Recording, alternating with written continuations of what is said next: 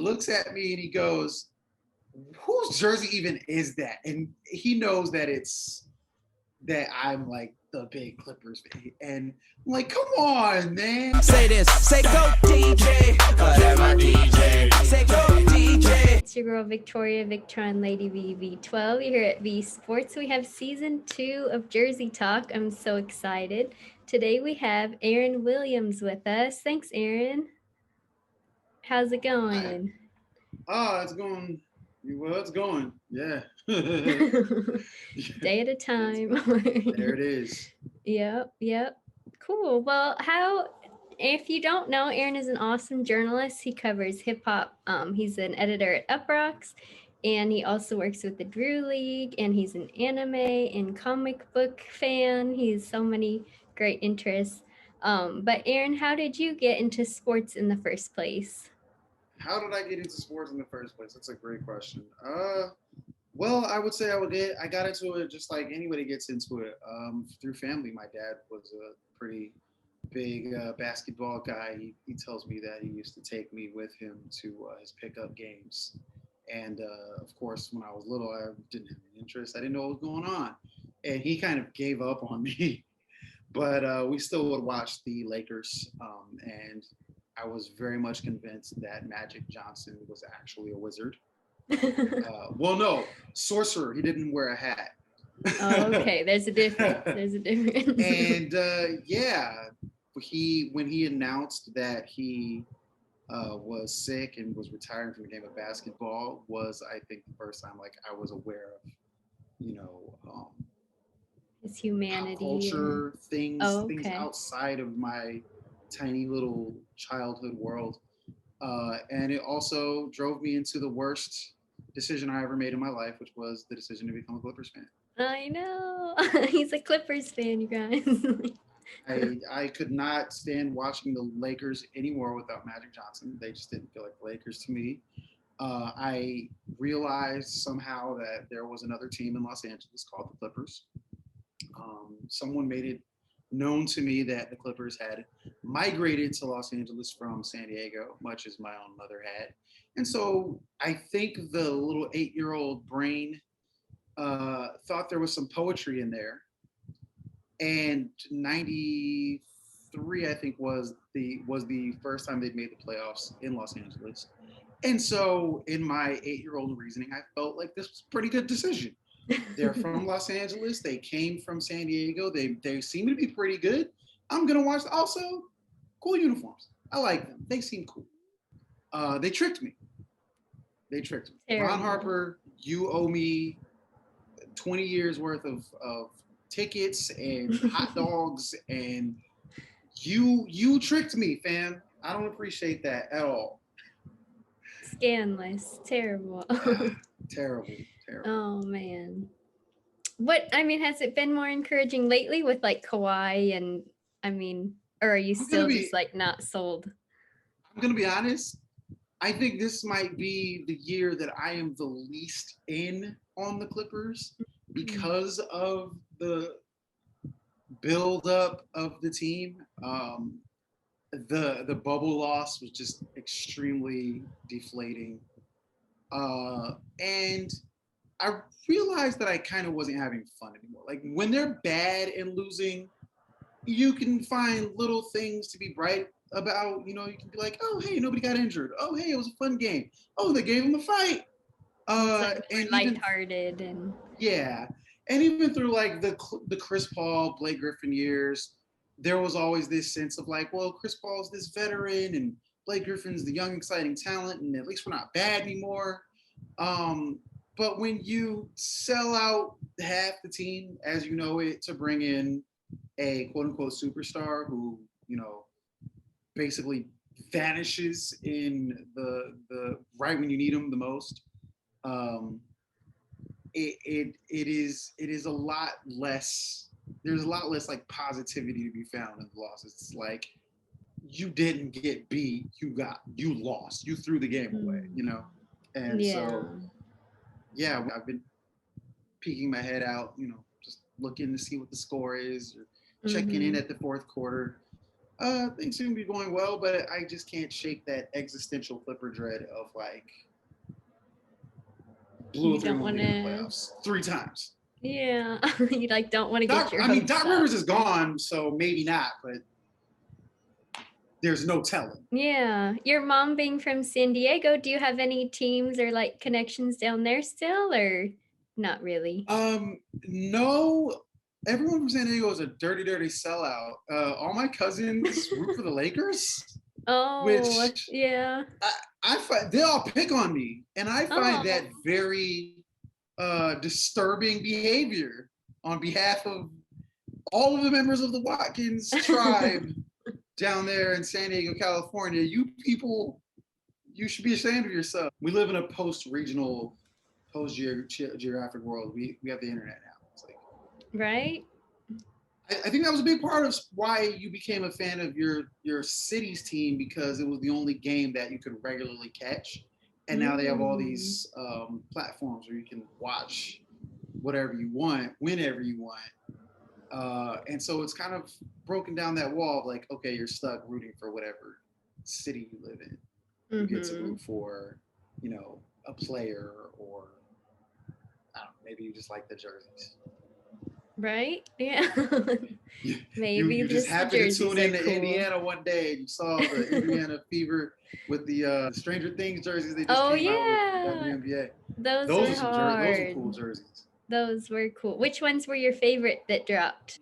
I would say that New York maintains the illest designs overall, just because um, one they have a great color scheme, and Yeah, two that there's blue is there's so rich.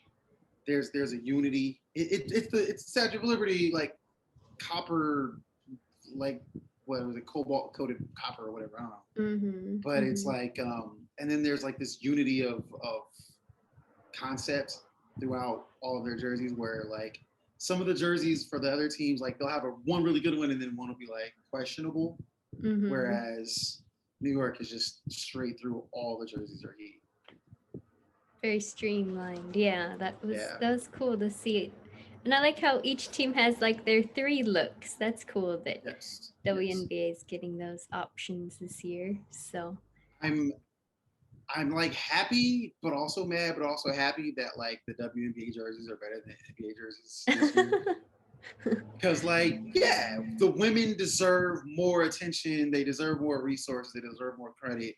And until somebody like does that, like makes the example, no one's going to want to be the one to do it. It's like when you're at the club and nobody's dancing until one person like is like, all right, somebody I'll has look to like get an out idiot there. and dance by themselves. And then everybody else is like, oh, it's okay. We can do that.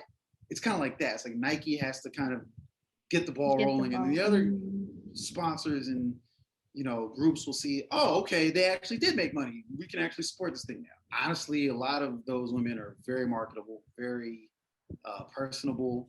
Uh, I'm acquainted with a few, so I think that you do want to like highlight the Ogumokes, highlight Erika Ogumowale. I know that her name's like hard to say for hard to say, but it's not hard to say. No, you just gotta Ogumowale. You just gotta educate say, yourself. if you could Like, teach yourself to say Antetokounmpo or Tchaikovsky or right? Nietzsche, like you can say Ogumowale.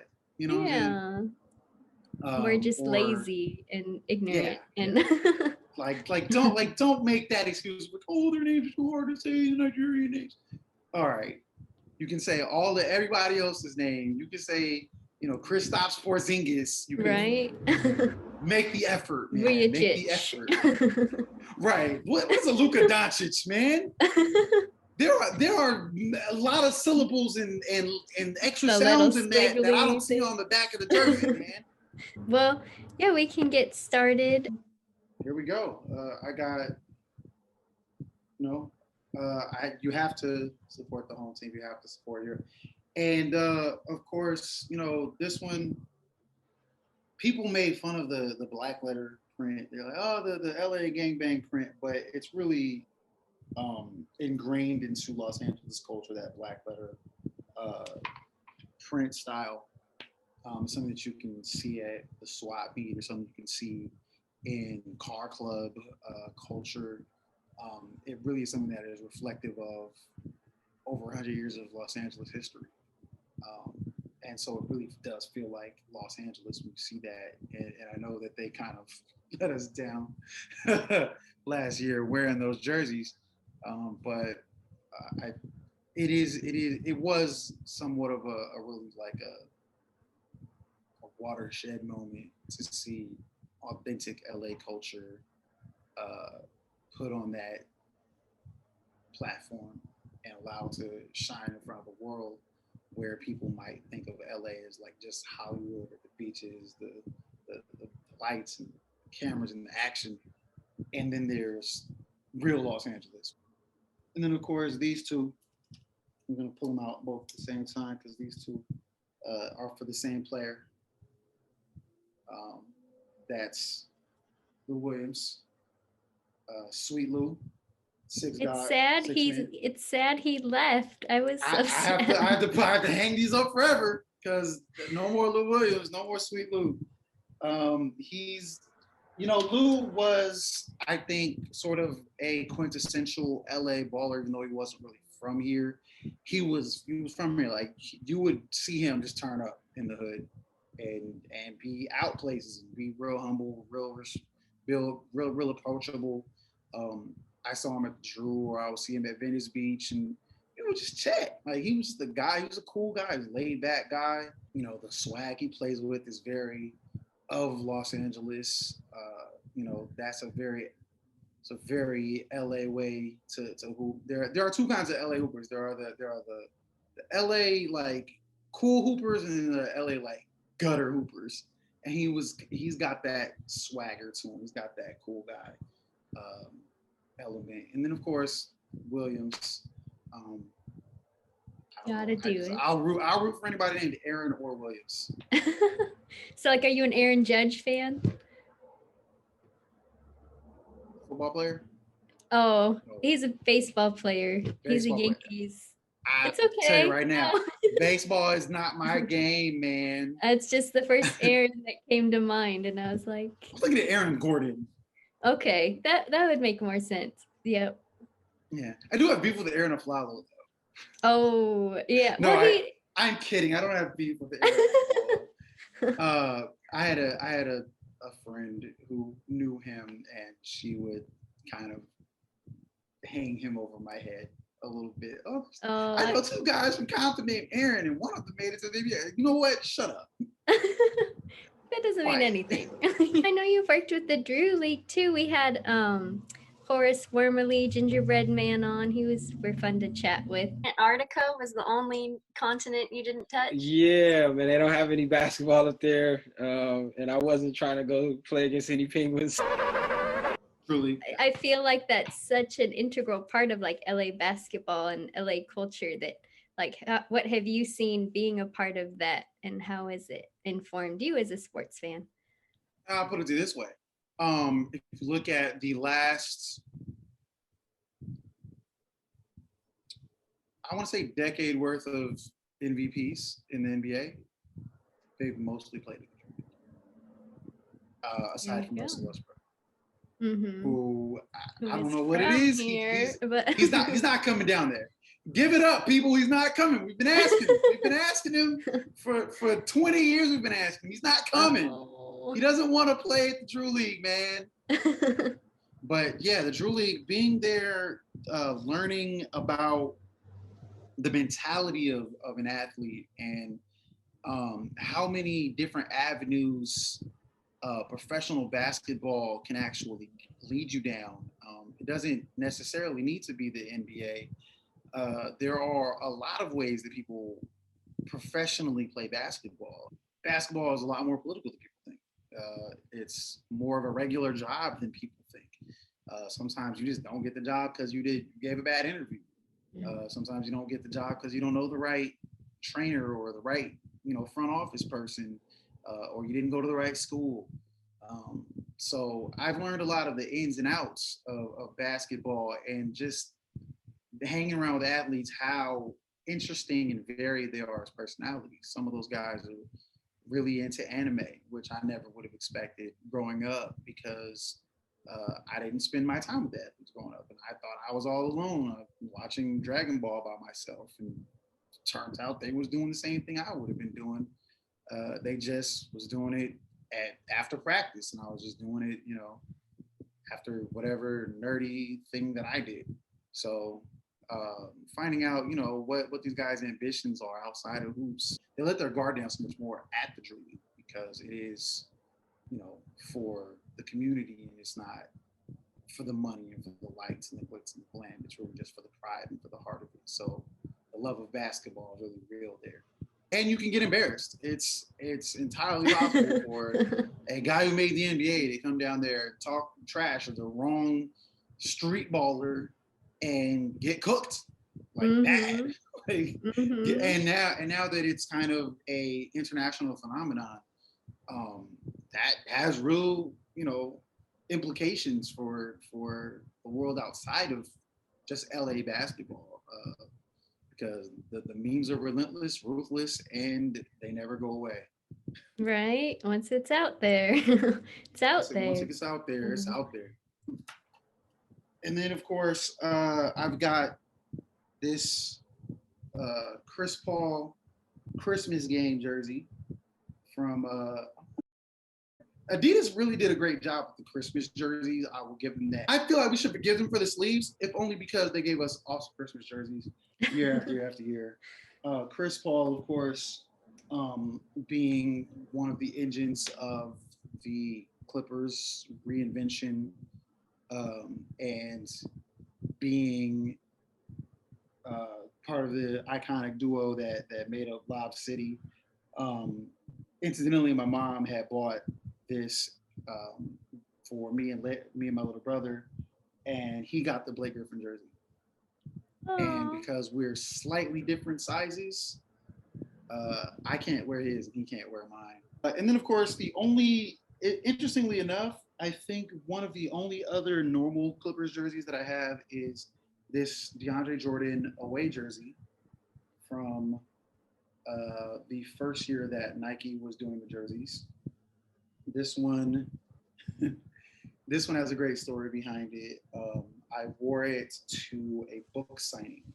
I went to go see Shea Serrano when he was putting out his book, Basketball and Other Things. And they opened the floor for questions. And of course, Mike got past me, and I want to preface this by saying me and Shay had already known each other for a while, so this wasn't a disrespect thing. It was a fun roast between friends. But he looks at me and he goes, "Whose jersey even is that?" And he knows that I'm like the big Clippers fan, and I'm like, "Come on, man!" And everybody was like, it was a great moment. And yeah, DeAndre Jordan, obviously. The third member of that triumvirate of Lob City. I know he really gets overlooked, but let us never forget that he killed Brandon Knight one night, and that man hasn't been the same since. And then the other jerseys aren't really NBA jerseys, but they're kind of meaningful to me. As a member of the media, occasionally I do get invited to participate in games associated with the NBA or other things. So one year I got invited to when they were having the All-Star game in Los Angeles, I got invited to participate in a little Mountain Dew 3-on-3 game out at Venice Beach, and did not equip myself very well. I will tell you that. But in my defense, I suffered an early injury. I slipped, and they had those rubber lattice. Like with the mats. little holes. Yeah, so like, if you're gonna play on a court, they have those temporary rubber courts you can put down, but they have this like lattice structure to them, like when you're working at Starbucks and it's behind the counter, and so you don't slip. But incidentally, these things are very slippery. I slipped, caught myself in my hand, and got a big chunk of my hand gouged because I just landed awkward, and so I couldn't dribble. and I couldn't get my hand on the ball to shoot it, so everything was going just a little to the left. And so yeah, and it was really bad because one of my friends, B Dot, who does the basketball player impressions on Instagram, he just kind of was looking at me. We were on the same team, just looking at me. Come on, hey, you let me down. I'm like, I have a hole in my hand. He's like, we're gonna lose to Romeo Miller, fam. We won, but it was still like it was iffy. It was closer than it should have been. That's all I'm saying. And then of course I got invited to another similar media game. Maybe 2 years ago. And this is after the 3-on-3 had become an official Olympic sport. So they put me in the game. I don't even know if I was really supposed to actually be able to play, but they put me in the game, and I actually played way better because they didn't have a court put down. They actually had they actually just let us play on the Venice court, which I'm very comfortable on. I was feeling really good. I made a couple. Unfortunately, I was among like one of the last round robin games, and so like they cut off the lights. I had to like put on a generator and just play it with no refs, no countdown clock, no nothing. And we didn't win. It's hard to see the basket, but I played better in that game. I was less embarrassing in that game, I should say. It's your redemption. So this one means a lot to me, and it's reversible. So depending on how I feel that day, I can change it up. But to this day, one of my biggest disappointments has been I've never been able to secure a Drew League jersey. Really? I'm so surprised by that. Always come within just. I always just put it down, and someone picks it up and puts it in the laundry, or or one time met a world peace that actually giving me a jersey, and then I wound up giving it to a kid because they were like, man. I mean, he walked out of there in his underwear. He gave them everything he had. So He's the coolest. I couldn't hang on to it. It would have been mean for me to hang on to the jersey. I had to give it to the kids. That's nice of you. But yeah, it grabbing any sort of Drew League equipment after the season is over is always kind of a mad dash. Because everybody's tired from the summer, everybody's ready to go home, not think about it for 9 months. And so the equipment manager is just grabbing things. And, I always try to set something aside for myself, and I always wind up not hiding it well enough, and someone always uses it. And so I miss out. That is that should be like your mission now, to get a Drew League jersey. You know what? I gotta see what they look like. I ask what they look like. Every year Nike gives us a slightly different jersey. I missed out on the one year that I really wanted. So now I have to like kind of plus, gotta see which team, which player, whose jersey do I want? Gotta bother people, gotta campaign early, And a lot of guys just want to keep their jerseys. A lot of guys really do just hang on to them. Our 3-time MVP, Frank Sessions, he actually hangs on to pretty much every game jersey he's ever owned, and he gives them away or auctions them off for charity on his Instagram. So how nice. I can't even blame him for that. I'm just like, yeah. One day you're just gonna let me have one, Frank. One day. You're like, I'm a charity. I'm just kidding. You know what's funny? He's gonna end up giving me one, and then I'm gonna see a kid looking at me. Those big. There you have it. I'm gonna just here, fine, take it. That's so fun to see kind of your LA journey through your jerseys, and it's a very LA jersey set. I've got my Venice Beach jerseys, playing 3-on-3 out there. I've got my Clippers jerseys.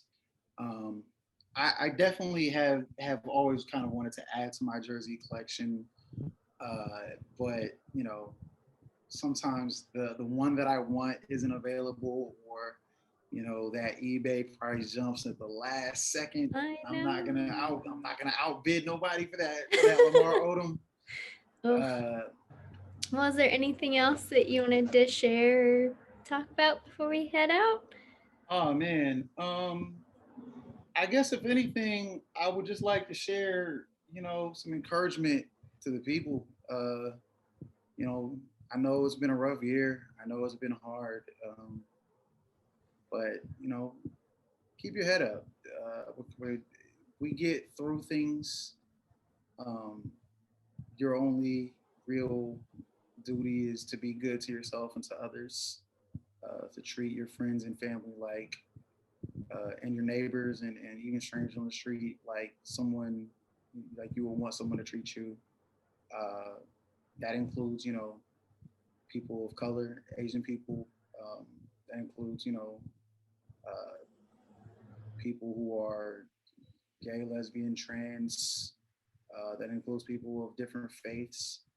You have to be as nice to other people as you possibly can, and that doesn't just mean like minding your manners, but that means just like genuinely doing your best to help other people to feel as if they belong to the community and to feel like they have a safe place in this world. And that doesn't always involve, you don't, I mean, you can march, you can do whatever you want to do, but like sometimes it's just the day to day things that you do. You have to just be good to people. You have to be good to people, and you have to, because that's what's going to, I think, ultimately sustain you as a person and help you get through is helping other people get through. When you put your love out there, and intriguingly enough, it's the one resource that actually is stronger the more you use it. So it's like a muscle. yes, it is. And I think that we should all do that. And of course, don't deny yourself anything fun. Enjoy your hobbies. Collect that Funko Pop. Take it out the box. Read that comic book. Watch those cartoons that you always thought were too nerdy or too childlike. Don't let your vision of what society's expectations for you hold you back from doing things that you enjoy, doing things that make you happy. Because we're only here for a little bit. We only have one life to live, so you might as well make the most of it and encourage other people to do the same. And as long as we're all doing that, I think we can kind of make the world marginally better. Oh, that's so good. I feel like we need like a mic drop. Like what No else do we no say? mics to drop here. No mics to drop here. Mics are very expensive. Stop dropping That them. is true. Actually, stop. Don't drop the mic unless you can afford to replace it. You drop one Unless of my it's mics, your we're gonna have a own problem, mic. buddy. Well, where can people find you? Where can they keep up with your work? And I have a very strong brand. It's at Aaron Smarter on every social media platform, with the exception of Reddit. Somebody stole my handle, and I want it back. And Twitch. Somebody also stole my handle on Twitch. On Twitch, I'm Aaron_Smarter. But yeah, you can find me pretty much anywhere like that. You can find my work published on Uprocks, on Truly.com, and on Compton.la. That is the official home of DeMar DeRozan's clothing brand. He does stories highlighting aspects, people, culture, history of the city of Compton that we share. And I have been contributing to that since earlier this year. There are some really great stories about the Compton Cowboys, about the Compton Open Mic Nights, about some musicians from Compton and the history and culture and heritage of this great city of ours that may have been overlooked or pigeonholed into just being where Kendrick Lamar and Dr. Dre are from. And hopefully we can do even bigger and better things with that platform as well. So check us out. that's awesome. Yeah. Yeah. So exciting. Well, thank you, Aaron. I appreciate your time so much and all the work you do. And yeah, thank you guys. You know to follow V Sports with 3 eyes, and we'll keep this going. So go. This is the Say go DJ. Cause that's my DJ. That my Say go DJ. DJ. Fresh. Cause that's my DJ.